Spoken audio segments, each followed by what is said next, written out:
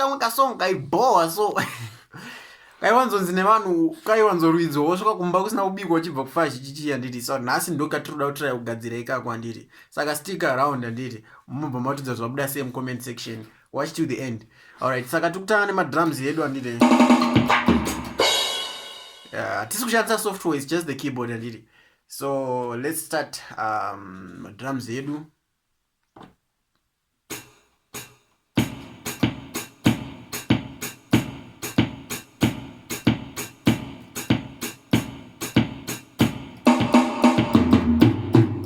Drum redu tapedza ndiri.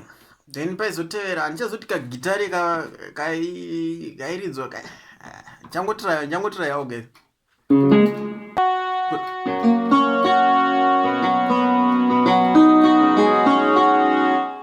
Gatirege kuti sustain handiti. Then tobva tarishandisa rakadaro. So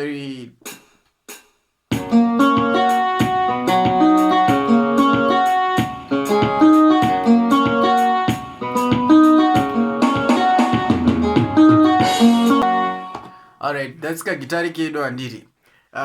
Takuteera kubva ipapo ganitevere bass. Bass pane kagitari kamwe kaizorora kachidai so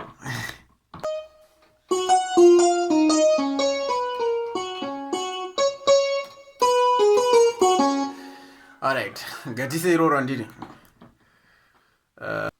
Saka takuisa kagitari kedu handiti. This is how it sounds like.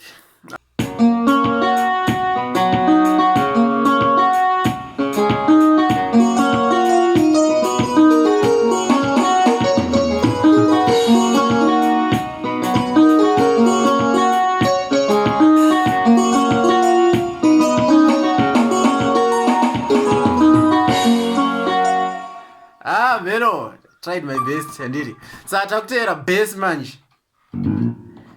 Bass ndo wanzo rifana. Bass changoisa basic rachona handiti. So it sounds like this. All together it sounds like this.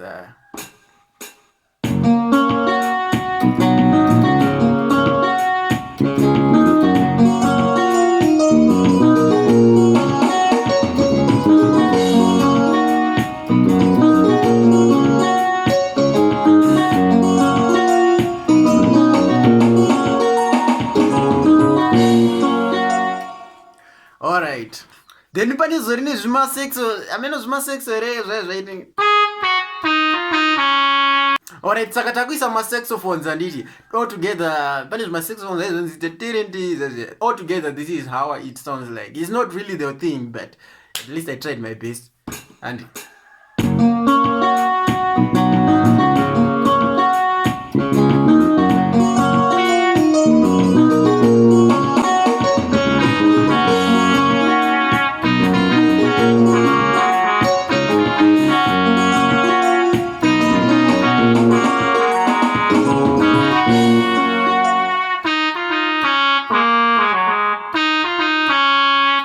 alright, so tell me in the comment section what is wabuda say, and my name is Taylor on the keys, signing out.